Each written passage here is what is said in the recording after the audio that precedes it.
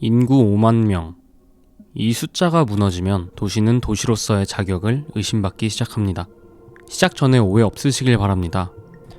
오늘 영상은 당장 강등된다는 자극적인 예언이 아닙니다.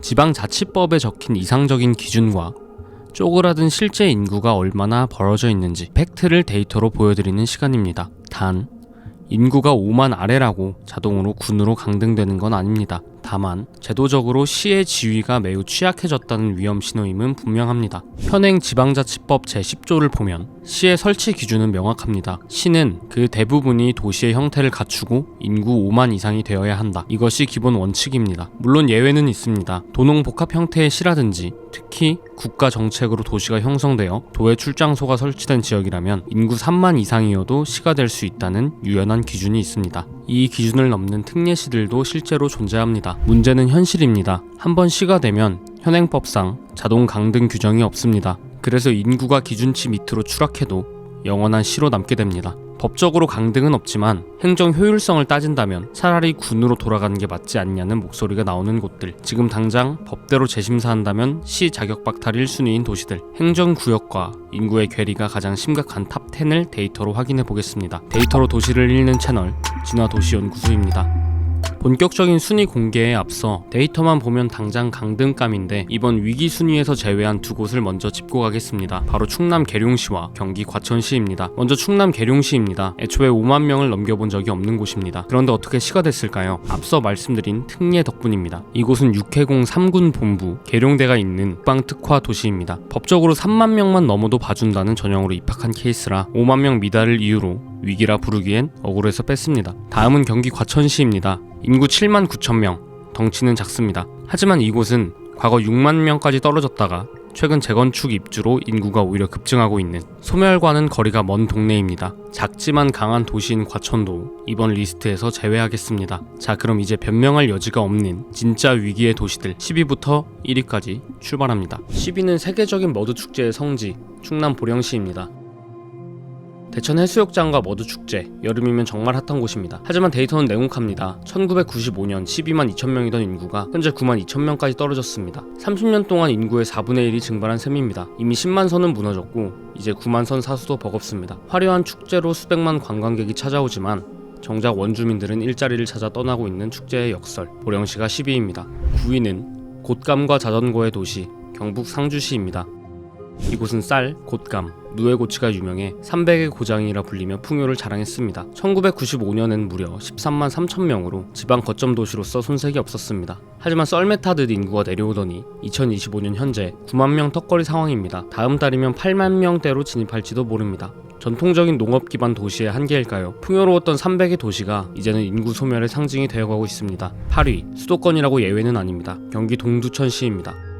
여긴 그래프가 특이합니다. 미군 기지 경제 덕분에 2015년까지 인구가 늘어 10만 명을 바라봤었습니다. 하지만 주한미군 재배치로 미군이 평택으로 떠나자 경제 구조가 흔들렸습니다. 불과 10년 만에 1만 명 이상이 빠져나가 현재 8만 6천 명입니다. 수도권 전철이 들어가도 경제의 핵심 축이 빠져나가니 인구 유출을 막지 못하는 상황.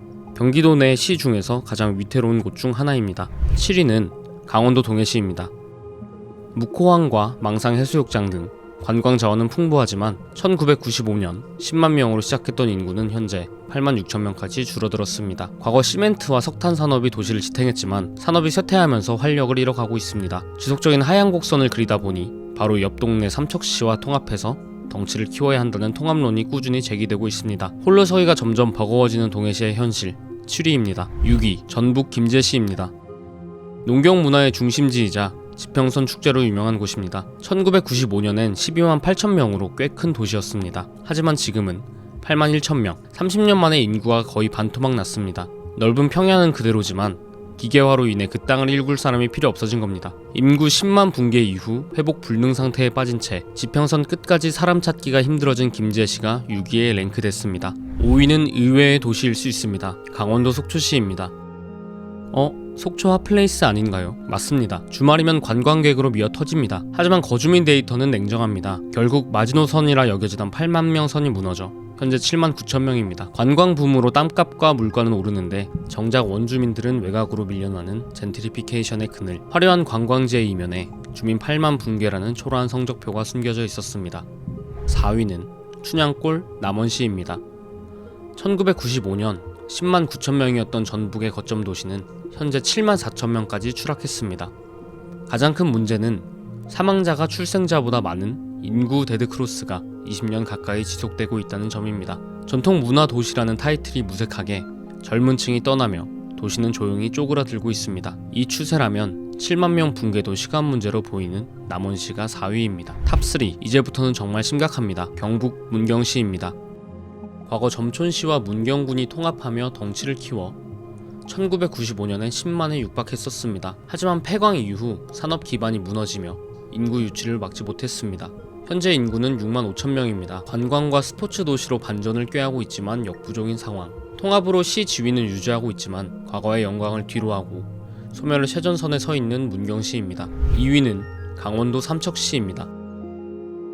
면적 서울보다 넓습니다. 하지만 그 넓은 땅에 사는 사람은 고작 6만 700명. 서울 고척돔 관중석을 4번 채우면 끝나는 인구입니다. 1995년 9만 명에서 급락하여 이제 6만 명 턱걸이 수준입니다. 5만 선 붕괴가 가장 현실적으로 다가오는 다음 타자. 시의 면모를 갖췄다고 보기엔 인구 밀도가 너무나 처참합니다. 대망의 1위. 사실상 이곳 때문에 오늘 영상을 만들었습니다. 강원도 태백시. 현재 인구 3만 7,149명. 시 설치 기준인 5만 명에서 무려 1만 3천 명이나 모자랍니다. 심지어 전국의 웬만한 군 지역인 홍천군, 해남군보다도 인구가 적습니다. 하지만 태백이 처음부터 이랬던 것은 아닙니다. 과거에는 태백에선 지나가던 개도 만원짜리를 물고 다닌다 는 말이 있을 정도로 대한민국 석탄 산업의 심장부였습니다. 석탄 시대가 저물며 도시는 쇠락했지만 태백은 그대로 주저앉지 않고 있습니다. 평균 해발 900m, 산소도시라는 슬로건을 내걸고 기후위기 시대 가장 시원한 도시로 어필하며 스포츠 전지훈련의 메카로 변신을 꾀하고 있습니다.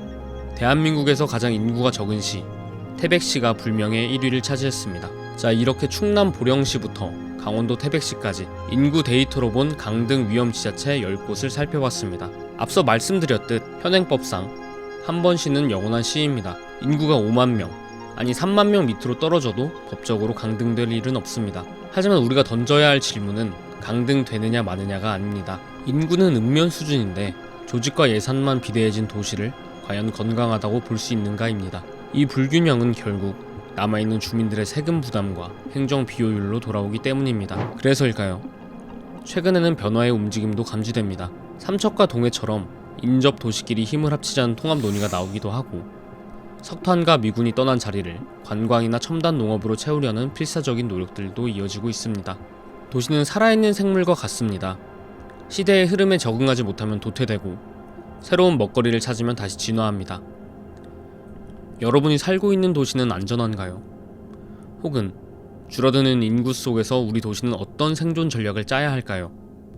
여러분의 다양한 의견 댓글로 들려주시기 바랍니다. 데이터로 도시의 과거와 미래를 잇습니다. 지금까지 진화도시연구소였습니다. 구독과 좋아요는 영상 제작에 큰 힘이 됩니다. 시청해주셔서 감사합니다.